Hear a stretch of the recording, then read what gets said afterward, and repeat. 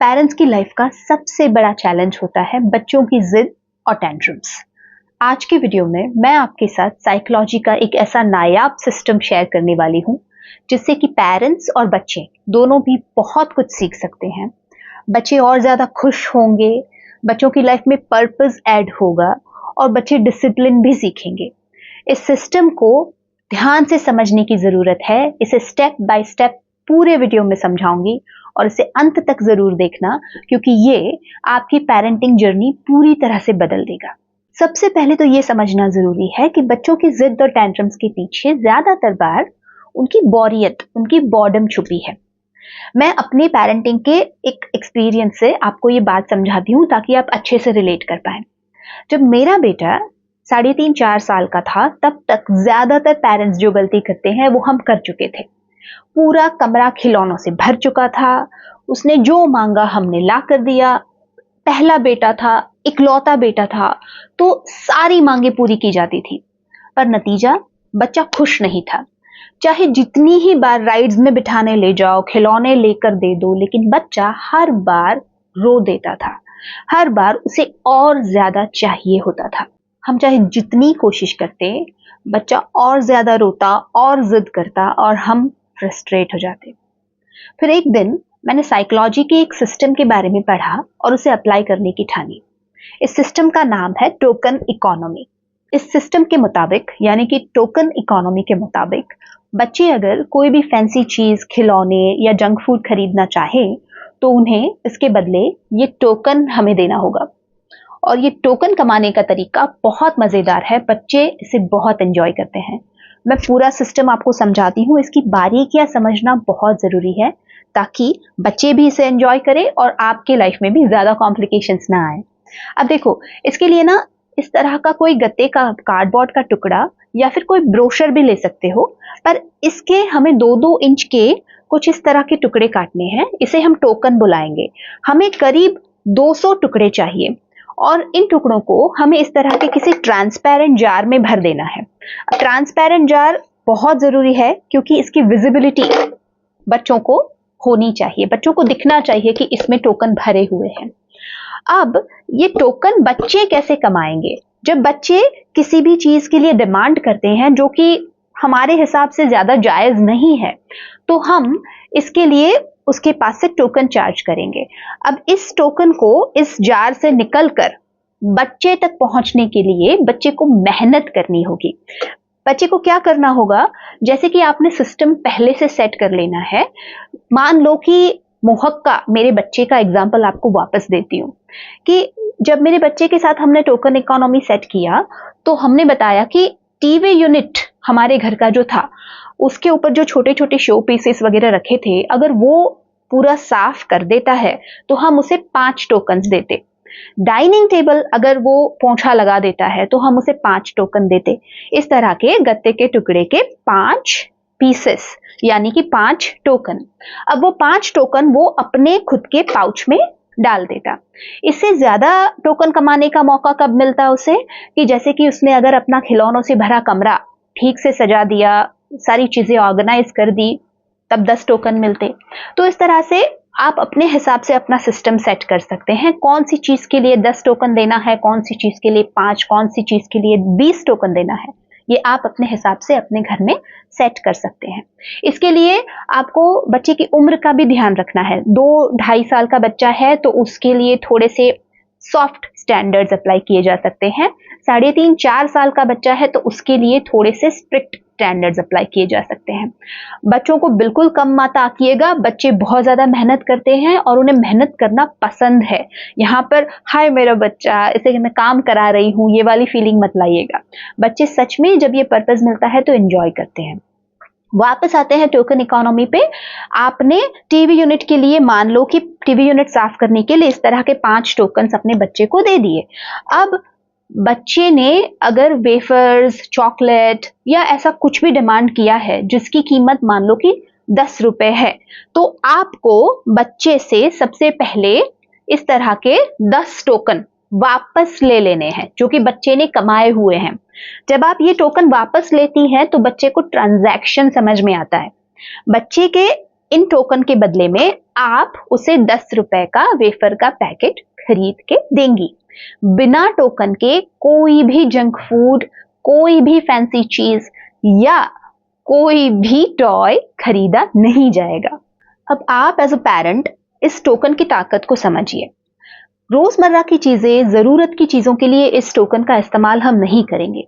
हम बच्चे से ये टोकन तभी चार्ज करेंगे जब वो बच्चा अनवांटेड, अननेसेसरी चीजों के लिए जिद कर रहा है, जैसे कि जंक फूड हो गया, जैसे कि ऐसे फालतू से टॉयज हो गए जो कि ज्यादा टिकने भी नहीं वाले हैं। अब मोहक का ही मैं वापस आपको एग्जांपल देती हूँ।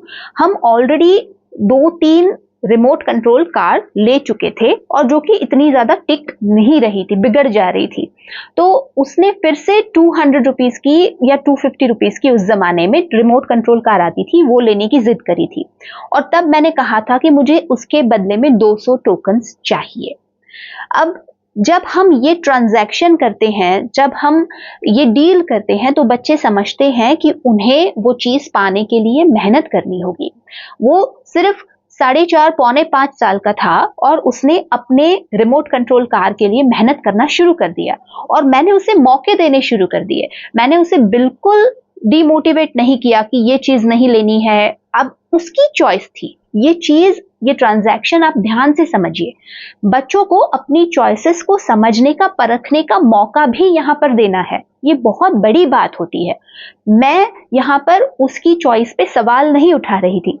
मैंने कहा कि अगर आपको वो रिमोट कंट्रोल कार लेनी है तो आपको उसके बदले मुझे 200 टोकन देने होंगे। उसे 200 टोकन कमाने थे, बहुत मेहनत का काम था और बच्चा बहुत खुश था। क्यों? क्योंकि उसकी लाइफ में पर्पस ऐड हो रहा था। उसे लग रहा था कि वो एक जिम्मेदार इंसान है और वो 4.5 साल का बच्चा खुशी खुशी रोज ज्यादा से ज्यादा टोकन कमाने के मौके ढूंढ रहा था। और इससे क्या हो रहा है आगे आप देखो कि बच्चे को ये समझ आ रहा है कि चीजें इतनी आसानी से नहीं मिलती। तो जब चीजें वाकई में मिलती है तो उसे उसकी वैल्यू समझ आती है, उसे पाकर सच में खुशी होती है। जो अदरवाइज हमारे साथ होता है ना कि हम कितने ही टॉयज ले दे, वो बस 2 घंटे 3 घंटे खेल के फिर एक तरफ फेंक देते हैं। ये चीजें मेरे घर में होना बंद हो गई। अब इस टोकन सिस्टम से बच्चे की पर्सनालिटी में किस तरह के फायदे होते हैं, बच्चे के डेवलपमेंट और मैच्योरिटी में किस तरह का आप बेनिफिट देख सकते हैं, वो भी मैं आपको अपने पेरेंटिंग के एग्जाम्पल से बताती हूँ। अब बाकी बच्चों की तरह ही मेरे बच्चे को भी राइड्स में बैठने का बड़ा शौक था। तो हमारे यहाँ पे एक फन वर्ल्ड करके जगह है। हम जब भी उसे वहां ले जाते तो चाहे जितनी ही राइड्स में बिठाते, चाहे जितने ही खिलौने ले देते, लेकिन वहां से जब हम बाहर निकलते तो रोते हुए बच्चा बाहर आता, कहता मुझे तो इसमें और बैठना था, मुझे तो ये और खरीदना था। तो हम कहीं ना कहीं बाकी पेरेंट्स की तरफ फ्रस्ट्रेट हो चुके थे। पर जब टोकन सिस्टम हमने इंट्रोड्यूस किया तो मैंने ये शर्त रखी कि अगर आप फन वर्ल्ड जाना चाहते हो तो आपको बदले में मुझे 50 टोकन देने होंगे। अब 50 टोकन के लिए ढेर सारा काम करना होगा।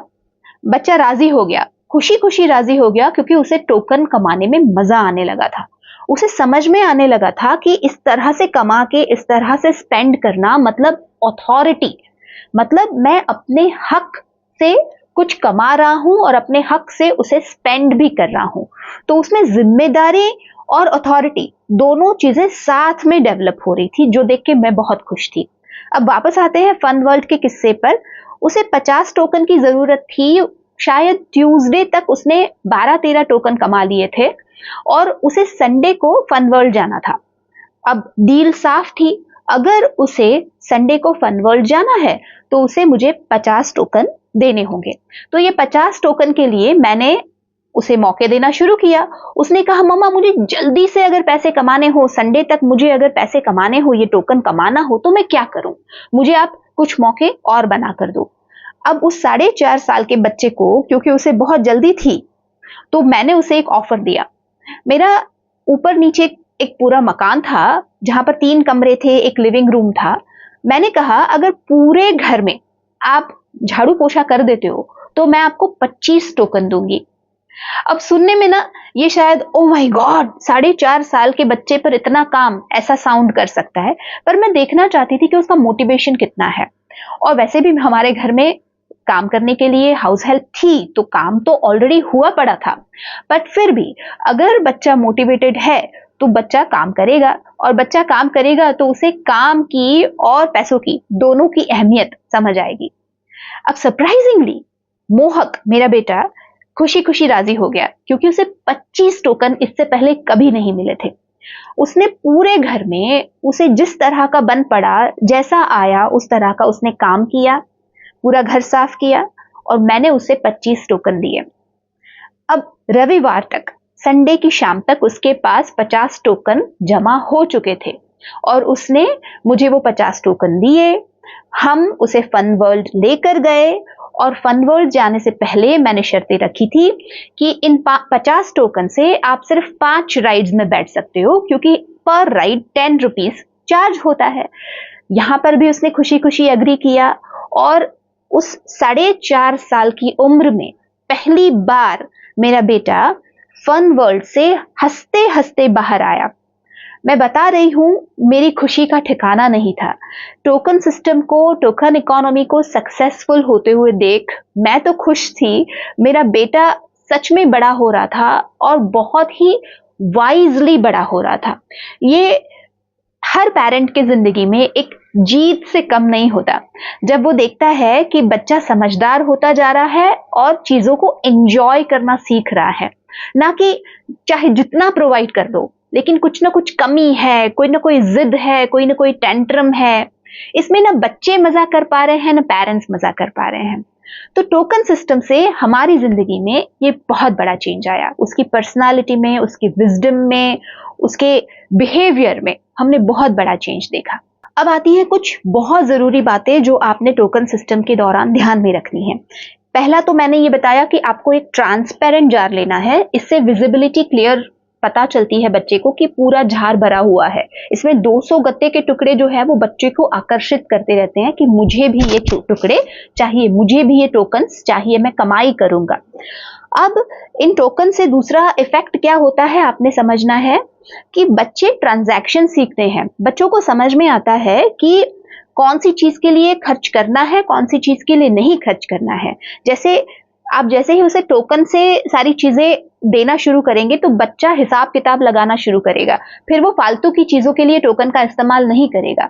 अपने खुद के कमाए हुए पैसे खर्च करने सच में मुश्किल होते हैं। ये एक बात आपने ध्यान रखनी है कि बच्चों को टोकन ही देना है, इसके बदले पैसे नहीं देने हैं। पूरा सिस्टम जो है वो एक रिवॉर्ड बेस्ड मैकेनिज्म पे आधारित है, हमें इसमें बीच में डायरेक्ट पैसा इन्वॉल्व नहीं करना है। और एक बात बहुत जरूरी है, जब आप बच्चे को काम करता देखेंगी, मेहनत करता देखेंगी, तो आप ये समझेंगी कि बच्चा थक रहा है। कभी कभी ऐसा लगेगा कि हाय मेरा मासूम बच्चा एक वेफर के पैकेट के लिए इतना मेहनत कर रहा है, पर नहीं, कंसिस्टेंसी इज द की। हमेशा अपने टोकन के सिस्टम पे टिके रहिए। जब भी बच्चा कुछ मांगे तो उसे टोकन से ही जवाब दे, टोकन से ही उसको रिवॉर्ड करें, ठीक है। बीच में ऐसा नहीं करना है कि हाय मेरे बेटे आज जाने दे, आज टोकन नहीं चाहिए, आज मैं तुझे ऐसे ही वेफर का पैकेट या ऐसे ही चॉकलेट खिला देती हूँ ना। इससे आपका सिस्टम बिगड़ेगा और बच्चा आगे चल के इस सिस्टम के लूप होल्स ढूंढेगा, ठीक है। तीसरी बहुत इंपॉर्टेंट बात है कि इस सिस्टम को सीरियसली लेना है। ऐसे नहीं है, ये कोई खेल नहीं है, दिस इज अ सिस्टम। यहाँ पे आप बच्चे को मौके भी बहुत जेन्युइनली देंगी, अप्रिशिएट भी बहुत जेन्युइन करेंगी, और छोटी छोटी चीजों में आप इस तरह का सिस्टम सेट करती जाएंगी कि बच्चे इसे और ज्यादा इवैल्यूएट करके समझना सीखे। इस तरह से आप घर में इस सिस्टम को लागू करेंगी कि बच्चा बजटिंग सीखे, बच्चा रैशनिंग सीखे, बच्चे को समझ में आए कि कौन सी चीजों के लिए खर्चा करना है, कौन सी चीजों के लिए नहीं करना है। इस पूरे मामले की जड़, इसका जो मुद्दा है असल, वो यही है कि बच्चा अननेसेसरी, अनवांटेड ट्रांजैक्शन से दूर रहे और अपनी जिम्मेदारियां समझे और घर के अंदर हाथ बटाना सीखे। उसे पता चले कि घर में काम किस तरह से कैसे होता है। इससे पैरेलली उसकी पर्सनालिटी डेवलप हो रही है, उसका बिहेवियर चेंज हो रहा है और उसमें विजडम भी आ रही है। टोकन इकोनॉमी साइकोलॉजी का एक कमाल का हथियार है। मैंने सिर्फ अपने बच्चे के साथ नहीं, अपने क्लाइंट्स के बच्चों पर भी इसका इस्तेमाल किया है और देखा है कि इसने जादू की तरह काम किया है। अगर आप भी अपने बच्चों को जिम्मेदार और खुश देखना चाहते हैं तो इसे जरूर ट्राई कीजिएगा और इसे अपने फ्रेंड्स और फैमिली के साथ जरूर शेयर कीजिएगा। कोई भी क्वेश्चन है अगर इससे रिलेटेड तो मुझे प्लीज कमेंट्स में पूछिएगा। मैं पूरी कोशिश करूंगी आपके साथ सारी डिटेल्स शेयर करने की। Thank you very much.